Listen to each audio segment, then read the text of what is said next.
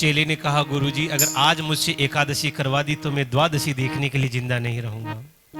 गुरुजी ने कहा तो भैया एक काम कर, आश्रम का नियम है कि आश्रम में तो अन्न बनेगा नहीं, लेकिन एक काम करते तुझे मैं सामान दे दूं, तुम वहां ये नदी के किनारे एक बड़ का पेड़ है, उस बट वृक्ष के नीचे चले जाओ और वहां बना के खा लेना। भाई आश्रम का नियम भी नहीं बिगड़ेगा और तुम भी बच जाओगे।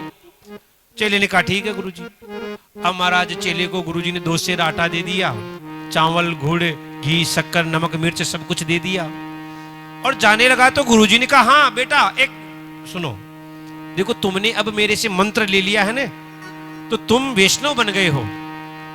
वैष्णव बन गए हो तो अब बिना भगवान के भोग लगाए भोजन नहीं करना चाहिए।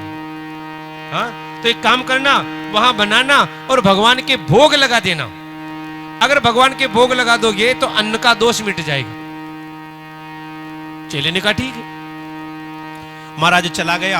अब मरता क्या नहीं करता, जैसे आता वैसे बनाया, मोटे मोटे 4 टिक्कड़ बनाए और चावल बनाए, आलू वगैरह की जो सब्जी वगैरह थी जो बनाया, और जो भी भोजन उससे बना जैसा बना और बना के महाराज बैठा। अब जैसे भोजन करने लगा एक बात याद आई, ओहो गुरुजी ने कहा था ना भगवान के भोग लगाना है, तो पहले भोग लगा दूं। अब महाराज अब उसको क्या पता कि भोग कैसे लगता है, इसलिए उसने क्या किया, 4 टिक्कर थाली में रखे थे, चावल सब्जी वगैरह सब कुछ रखे थे। अब हाथ जोड़कर भगवान से बड़े प्रेम से कहता पधारो प्रभु और भोग लगाओ। आंख खोल कर देखता, क्योंकि भोग तो आंख बंद करके लगाते ना। अब आंख खोल के देखा तो ठाकुर जी आए नहीं। उसने देखा अच्छा ठाकुर जी ऐसे नहीं आएंगे, ये तो गाने से आएंगे। अब महाराज वो गा रहा है और भगवान को बुला रहा है, और क्या गा रहा है, राजा राम आइए सीता राम आइए, मेरे भोजन का भोग लगाइए। ओ राजा राम आइए प्रभु राम आइए, मेरे भोजन का भोग लगाइए। राजा राम आइए प्रभु राम आइए, मेरे भोजन का भोग लगाइए। ओ राजा राम आइए प्रभु राम आइए, मेरे भोजन का भोग लगाइए। मेरे भोजन का भोग लगाइए, मेरे भोजन का भोग लगाइए। मेरे भोजन का भोग लगाइए। मेरे भोजन का भोग लगाइए। मेरे भोजन का भोग लगाइए। मेरे भोजन का भोग लगाइए। राजा राम आइए प्रभु राम आइए, मेरे भोजन का भोग लगाइए। ओ मेरे भोजन का भोग लगाइए। महाराज गा रहा है राजा राम आइए प्रभु राम आइए, मेरे भोजन का भोग। बीच बीच में आंख खोल कर भी देखता कि आए कि नहीं आए। अब ठाकुर जी आ नहीं रहे हैं। अब एक बात बताऊं, वैसे भूख लगे ना लगे, लेकिन भोजन को देखकर भूख ज्यादा लग जाती है। हाँ अब भोजन सामने पड़ा है और भगवान आ नहीं रही है, अब बेचारे को तो भूख लग रही है। मन में विचार क्या रे भगवान क्यों नहीं आ रहे हैं। उसने सोचा अच्छा भगवान सोच रहे होंगे कि देखो मंदिर में जब मेरे भोग लगता है तो घंटी बजती है, संग से पंडित जी पुजारी जी जल पिलाते हैं, यहाँ कुछ नहीं है। तो वो कहता है आरती अरगान आचमनी यहाँ यही मेहमानी, रूखा भोजन पावो प्रेम से पीवो नदी का पानी। राजा राम आएंगे प्रभु राम आइए, मेरे भोजन का भोग लगाइए। मेरे भोजन का भोग लगाइए। ओ मेरे भोजन का भोग लगाइए। कहने लगा महाराज यहाँ न तो आरती है ना आचमनी है, कुछ भी नहीं है, रूखा सूखा भोजन है और पानी पीना है तो क्या, नदी का पानी पी लो। फिर आंख खोल के देखा कि आ गए होंगे, लेकिन अभी भी नहीं आए। अब पेट में भूख थोड़ी ज्यादा लग रही थी। उसने सोचा रे आ ही नहीं रही है, तो अब की बार उसने क्या कहा, उसने सोचा अच्छा भगवान सोच रहे होंगे कि यहां जाऊंगा तो क्या मिलेगा, ये मोटे मोटे सूखे सूखे टिक्कड़, और आश्रम में जाऊंगा तो वहां मालताल मिलेगा, बढ़िया हलवा पूड़ी कुछ न कुछ मिलेगा। तो उसने क्या कहा, उसने कहा महाराज आज आश्रम में कुछ नहीं बन रहा है, वहां से तो जान छुड़ा के मैं आया हूं। हाँ, क्या कहा उसने सहजता में, कहता है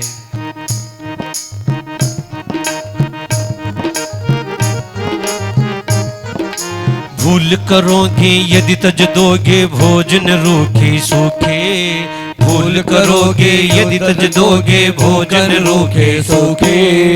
एकादशी है आज मंदिर, एकादशी है आज मंदिर में बैठे रहोगे भूखे। राजा राम आइए प्रभु राम आइए, मेरे भोजन का भोग लगाइए।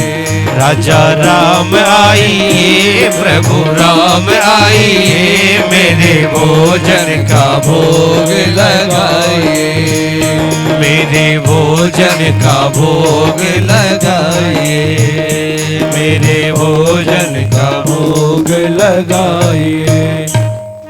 महाराज उसने कह दिया कि अगर आज यहां नहीं आए और ये रोका सोका छोड़ दिया ने तो भूखा ही रहना पड़ेगा, क्योंकि एकादशी है, मंदिर में कोई भोग लगने वाला नहीं है।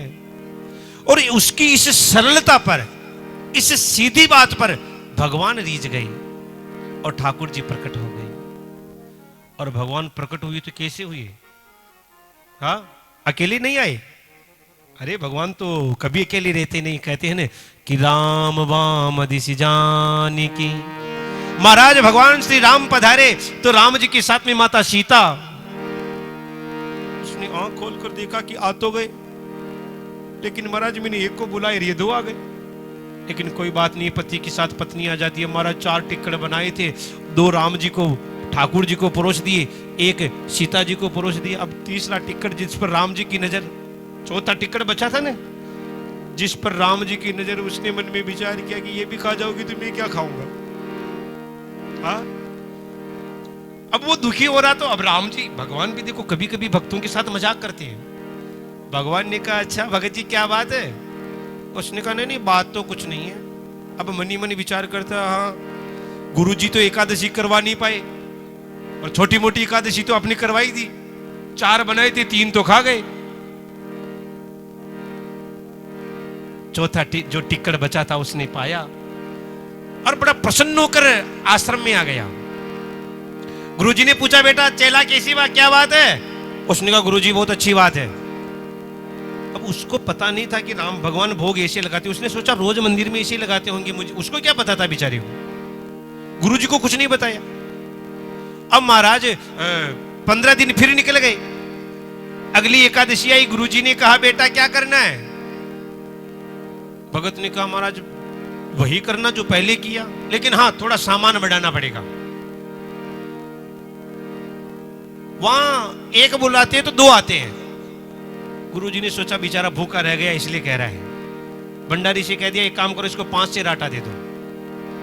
अब 5 सेर आटा, उसके हिसाब से गुड़ नमक मिर्च इत्यादि जो भी सामान देना था वो सारा सामान दे दिया।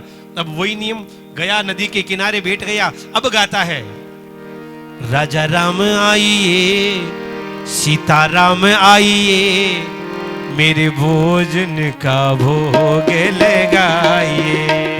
राजा राम आइए सीता राम आइए, मेरे भोजन का भोग लगाइए, मेरे भोजन का भोग लगाइए, मेरे भोजन का भोग लगाइए, ओ मेरे भोजन का भोग लगाइए। राजा राम आइए सीता राम आइए, मेरे भोजन का भोग लगाइए। महाराज गा रहा है, राजा राम आइए, सीता राम आइए, मेरे भोजन का भोग लगाइए। अब आज भी राम जी प्रकट हुए। अब भगवान भी कभी कभी भक्तों के साथ मजाक कर लेते हैं। आज राम जी आए और सीता जी को, राम जी सीता जी को बुलाया तो राम जी ने क्या किया, लक्ष्मण जी को भी साथ लेके आ गए कि राम वाम दिशि जानकी लखन दाहिनी ओर। भगवान राम, माता जानकी और लक्ष्मण जी प्रकट हुए।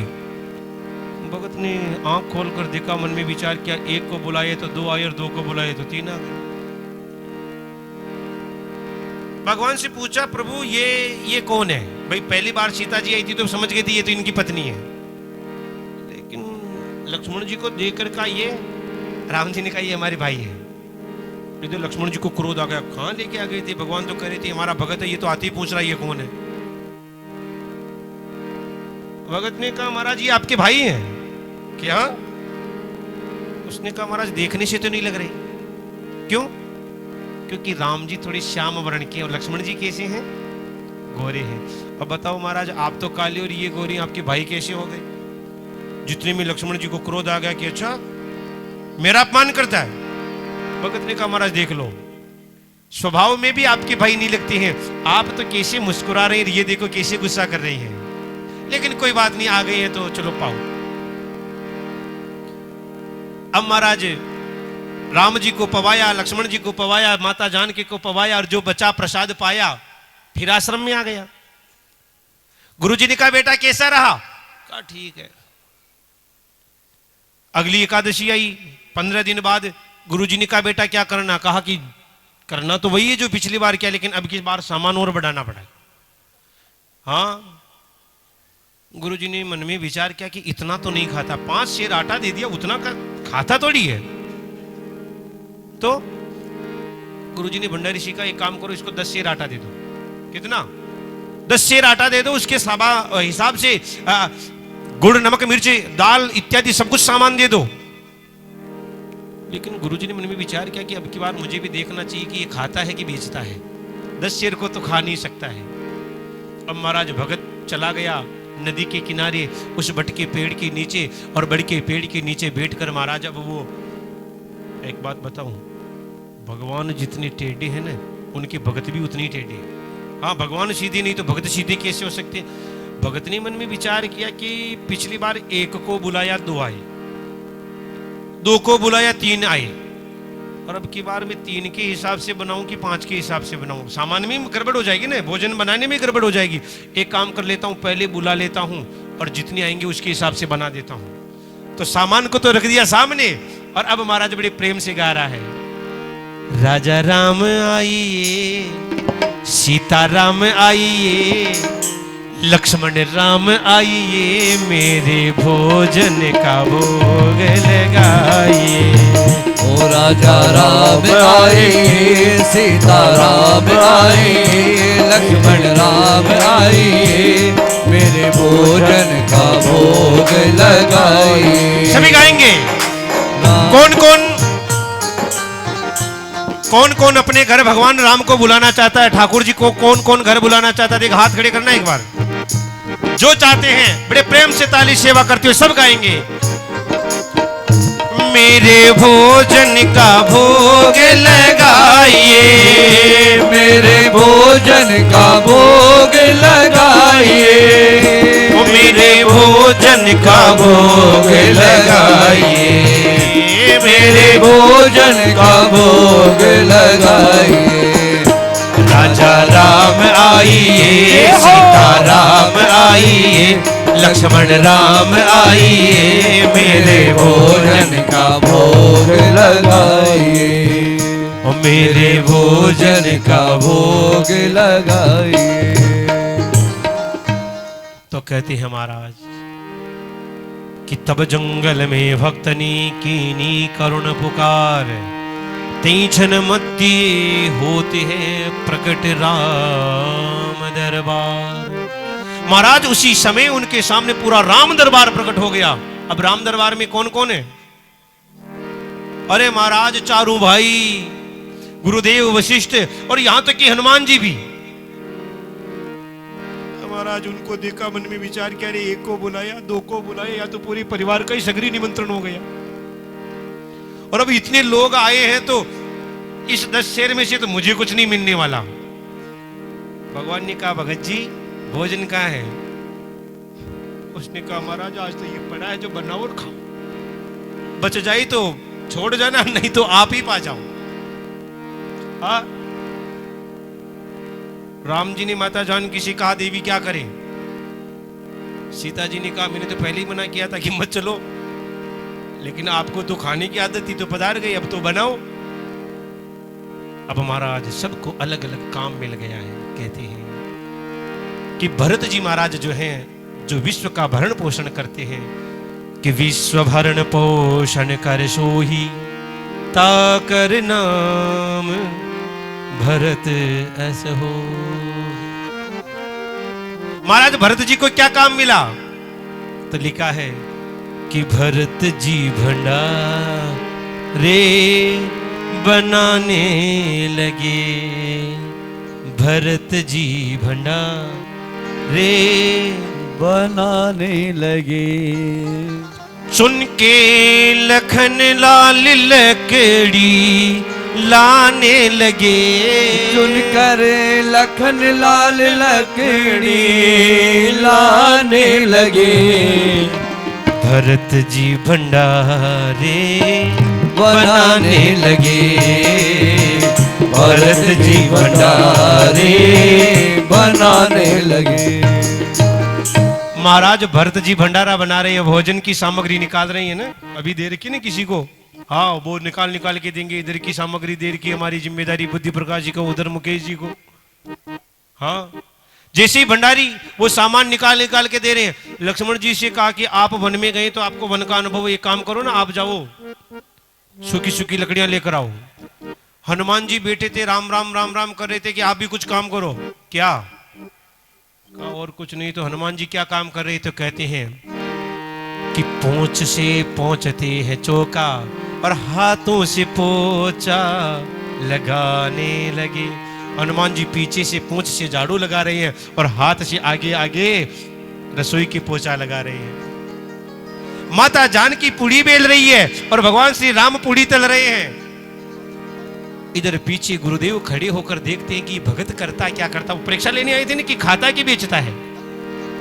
गुरुजी खड़े थे। अब महाराज भगत क्या करता है? अब आंख बंद करके बैठा है। क्यों? मन में विचार करता है भगत कि अब इतने लोग आ गए तो अब तो मुझे कुछ मिलने वाला है नहीं, कुछ बचने वाला है नहीं। अब जब मिलने वाला है ही नहीं तो देखो ही क्यों। आंख बंद करके बैठा है, आंखों से आंसू बह रहे हैं। पीछे से गुरुजी खड़े खड़े देख रहे हैं। गुरुजी ने कहा, रे बेटा क्या बात है? सामान पड़ा है, बना नहीं रहा है, रो रहा है। चेले ने रोते हुए कहा, महाराज आपने मुझे राम जी के भोग लगाने का जिम्मेदारी दी थी कि उनके पूरे परिवार के भोग लगाने का ठेका दिया था। मतलब? अरे महाराज ये देखो पूरा परिवार आ गया है। कहां है? अब गुरुजी को कुछ नहीं दिख रहा है। चेला कह रहा है, देखो ना ये हनुमान जी पोछा लगा रही हैं, लक्ष्मण जी लकड़ियां ला रही हैं, राम जी पुड़ी तल रही हैं, माता जानकी पुड़ी बेल रही है। और महाराज वहां तो सारे देवता आ गए, क्योंकि जिस रसोई में माता जानकी का हाथ लगा हो सभी देवता हाथ पसार कर खड़े हैं कि हमें भी प्रसाद दो, हमें भी प्रसाद दो। भगत ने कहा, महाराज देखो ना इतने लोगों को तो आपने मेरे पीछे लगा दिया। गुरु जी को कुछ नहीं दिख रहा। कहा, बेटा है कहां? अरे ये देखो ना जी। गुरु जी ने कहा कि मुझे तो कुछ नहीं दिख रहा है। भगत ने रोती हुई राम जी से कहा, महाराज खा के भी जाते हो और बदनाम भी करके चले जाते हो। गुरु जी को दिखो ने। अगर गुरु जी को नहीं दिखोगे तो गुरु जी तो ये सोचेंगे कि मैं ही खा रहा हूं। और महाराज आज भगवान श्री राम ने उस एक शिष्य के माध्यम से गुरु जी को भी दर्शन दिए। अब बताओ उस भगत ने कोई ज्यादा भजन किया था क्या? नहीं किया। केवल एक गुरु आज्ञा मानी थी कि भगवान के भोग लगाकर भोजन करना। बताओ भगवान मिले कि नहीं मिले? हाँ सज्जनों, यहां भागवत जी में सूत जी महाराज को सोनकादिक ऋषि कहते हैं कि चिंता मणिर्लोक सुखम सुरद्रु स्वर्ग संपदम प्रयच्छति गुरु प्रीतो वैकुंठम योगी दुर्लभम। कि हे सूत जी, अगर गुरुदेव की कृपा हो जाए तो मनुष्य को वैकुंठ तो क्या भगवान नारायण भी मिल सकते हैं, और आज इस भगत को मिले। और यहां सूत जी महाराज सोनकादिक ऋषियों को कहते हैं कि हे सोनकादिक ऋषियों, आपने बड़ा सुंदर प्रश्न किया है, आइए थोड़ा ध्यान से सुनना।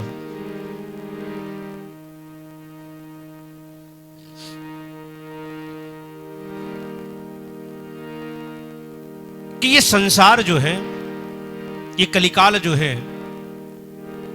कलिकाल कुठार लिए फिरता, ये कलिकाल में जो काल अपनी कुठार को लेकर चल रहा है, इस काल के गाल से बचना है तो क्या करें? तो बताया है कि काल व्याल मुखग्रास त्रास निर्नाश हे तवे श्रीमद्भागवतम शास्त्रम कलौ कीरेण भाषितम। महाराज एक बात पूछूं, समझ में तो आ रही ना? ए बाबू, तक पाचा ने समझ में तो आ रही कि ना आ रही? अरे मैं की खेरी जो समझ में आ रही की आ रही? हाँ खटैया नो जाओ, मैं मारो गड़ो दुखोर थे फाता को टाइम पा बाल तो मैं मोड़ा हो याद तो। महाराज यहां भगवान सूत जी महाराज कहते हैं कि एक अजगर है, ध्यान से सुनना थोड़ा। अजगर, कोई अजगर है, वो मुंह खोल कर बैठा है, और उस अजगर के मुंह में मान लो आप मैं बैठा हूं। बताओ जी मैं कितनी देर तक जिंदा हूं? जब तक अजगर अपना मुंह बंद ना कर ले। जैसे ही अजगर ने मुंह बंद किया, सोई गोविंदाई नमो नमः कि नहीं? हाँ, इसी प्रकार ये काल रूपी अजगर मुंह खोलकर बैठा है, और उस काल रूपी अजगर, मौत रूपी अजगर के मुंह में बताओ आप हम सभी बैठे हैं कि नहीं बैठे हैं? महाराज अभी कथा सुन रहे हैं, 3 बजे 3:15 बजे तक कथा सुनेंगे कि नहीं सुनेंगे, कोई कह सकता है? महाराज कोई गारंटी नहीं दे सकता कि 3:15 बजे तक कथा सुनेंगे कि नहीं सुनेंगे। अरे क्या पता गारंटी देते देते। सज्जनों, भगवान सूत जी महाराज कहते हैं कि जो मनुष्य इस काल से बचना चाहता है उसे क्या करना चाहिए? उसे भागवत जी का सहारा ले लेना चाहिए। आप ये कहोगे महाराज भागवत जी का सहारा ले लेंगे तो मरेंगे नहीं क्या? मरेंगे तो हैं, लेकिन एक होता है नौकर बन के मरना और दूसरा होता है मालिक बन के मरना। नौकर बन के मरोगे तो मौत जैसे चाहेगी वैसे आपको नचाएगी, और मालिक बन के मरोगे तो ध्रुव जी की तरह, जैसे ध्रुव जी अभी सुनेंगे अपन परसों की कथा में, ध्रुव जी महाराज मौत के सिर पर पैर रखकर वैकुंठ को चले गए। क्यों? क्योंकि उन्होंने भगवान का भजन किया था। महाराज सज्जनों, भगवान सूत जी महाराज कहते हैं कि जो मनुष्य इस मौत से बचना चाहता है, इस मौत से जो पार पाना चाहता है, उसे भागवत का सहारा लेना है। और एक निवेदन करूं,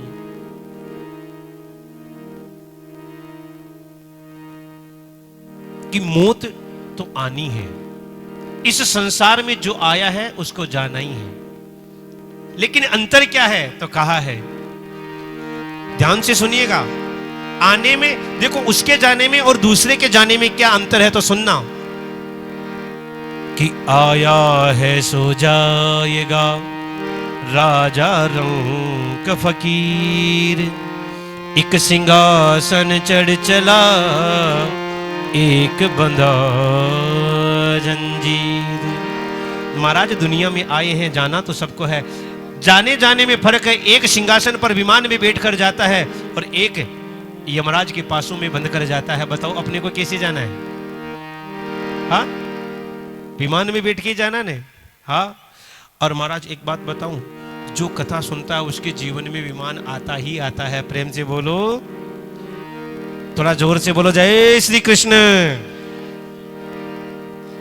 महाराज कहा कि अच्छा, भागवत सुनने से मौत से पार पा लेते हैं, तो फिर तो हम तो जरूर सुनेंगे। हमारे गांव में तो 7वीं भागवत हो रही है। एक बात बताऊं, सूत जी कहते भैया इसको गुड़ का पुआ भी मत समझना, भागवत जी को गुड़ का पुआ मत समझना कि जब चाहा तब बना के खा लिया। क्यों? तो लिखा है कि जन्मांतरे भवेद पुण्यम तदा भागवतम लभेत। ध्यान से सुनिएगा, ये जो मैं श्लोक बोलता हूँ ये मूल भागवत के श्लोक है, और फालतू की बात ज्यादा न हो के मूल कथा हो तो अच्छी रहेगी ना। यहां लिखा है कि जन्मांतरे भवेद पुण्यम तदा भागवतम लभेत। एक नहीं सैकड़ों जन्मों के पुण्य उदय होते हैं, तब जाकर जीव को भागवत सुनने को मिलती है। और महाराज इसका क्या प्रमाण है कि जो भागवत सुनता है उसका मोक्ष होता ही होता है? तो बताया कि जैसे परीक्षित का हुआ, हाँ सुनेंगे ना कल की कथा में, परीक्षित महाराज को ब्राह्मण का श्राप लग गया था। ब्राह्मण के श्राप से जो मरता है उसे अधोगति होनी चाहिए, लेकिन महाराज भागवत सुन लेने से विमान में बैठकर वैकुंठ को चले गए।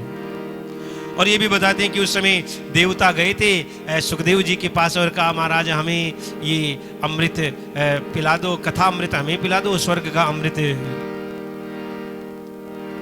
परीक्षित को पिला दो। और उस समय सुखदेव स्वामी ने थोड़ा गुस्सा भी कर लिया था। इसी के उपरांत कहते हैं कि ये भागवत जो है सप्ताह कथा में कैसे सुनी जाती है? सब भागवत को 15 दिन सुनना चाहिए, 10 दिन सुनना चाहिए, 7 दिन में ही क्यों सुनी जाती है? तो कहा है कि एक बार बद्री विशाल में सनत कुमार, ये 4 भाई हैं, सनक, सनंदन, सनातन और सनत कुमार। ये 4 भाई हैं जिनका नाम क्या है? 4 नाम है, लेकिन लोग सनत कुमारों के नाम से जानते हैं। बड़े का नाम है सनत, सनंदन, सनातन और छोटे वाले का नाम सनत कुमार है। और महाराज ये 4 भाई कैसे हैं? ऐसे हैं, इनके जीवन का नियम है कथा मात्री की जीवन है। इनके जीवन का एक ही लक्ष्य है, केवल और केवल कथा, कथा के अलावा कुछ चाहिए नहीं। तो क्या करते? 3 भाई सुनते हैं, 1 भाई कथा कहता है। हाँ, उनके लिए इतने तामझाम की जरूरत नहीं। 1 भाई बेटा है, 3 भाई सुन रहे हैं। अब जब कहने वाला, अब बताओ कहने वाला थकता है कि सुनने वाला थकता है? हाँ, आजकल तो सुनवा वाला ही थके। प्रेम से बोलो जय श्री कृष्ण। सत्य नहीं, आप सत्य कह रही हैं। मेरी एक आदत है, मैं भी जब भी समय रहता है कहीं सुनने को मिले कि यहाँ कथा हो रही है तो सुनने चला जाता हूँ। वास्तव में यहाँ पता नहीं रहता कि यहाँ 7-7 घंटे बैठकर कब बोल लेते पता ही नहीं चलता, और वहाँ बैठने में 3 घंटा निकालने में समस्या हो जाती है। प्रेम से बोलो जय श्री कृष्ण। क्यों? क्योंकि जल्दी, मैंने पहले भी कहा था ना, देसी घी जल्दी पचता नहीं है। प्रेम से बोलो जय श्री कृष्ण। महाराज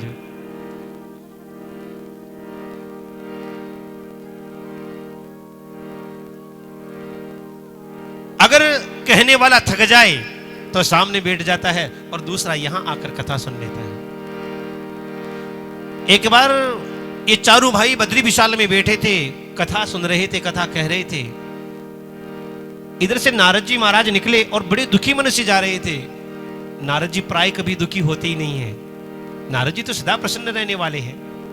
नारद जी को देखा तो कहा, नारद जी क्या बात है? कथम ब्रह्मन दीन मुख कुतश्चिन्तातुरो भवान त्वरितं गम्यते कुत्र कुतश्चागमनं तव। सनत कुमारों ने कहा, नारद जी क्या बात है, आज आपका मुख मलिन क्यों है? आप दुखी क्यों हैं? आप ऐसे दुखी हो रहे हैं जैसे किसी कृपण का धन लूट गया हो। कृपण कहते हैं कंजूस को। किसी कंजूस को बहुत सारा धन मिल जाए और वो धन लुट जाए, आप तो ऐसे दुखी हो रही हैं। महाराज आपके पास तो धन है, और कौन सा धन है? हाँ, संतों के पास धन है ना जी? नहीं है धन?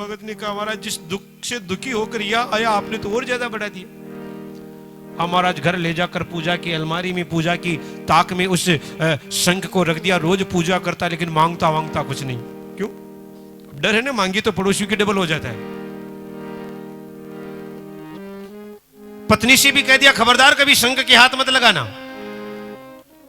महाराज कभी बाहर गया ही नहीं, 3-4 महीने तक कहीं नहीं गया। और एक दिन कहीं काम 3-4 साल तक कहीं गया ही नहीं। 3-4 साल बाद कहीं परिवार में कहीं काम था, काम धाम था और चला गया।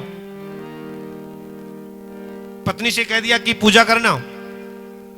और महाराज पत्नी ने शंख की पूजा की, मन में विचार किया कि ठाकुर जी की इतनी बड़ी कृपा फिर भी हम दुखी हैं। तो उसने क्या किया, महाराज शंख की पूजा की और शंख की पूजा करके बजा के कहा हे भगवान,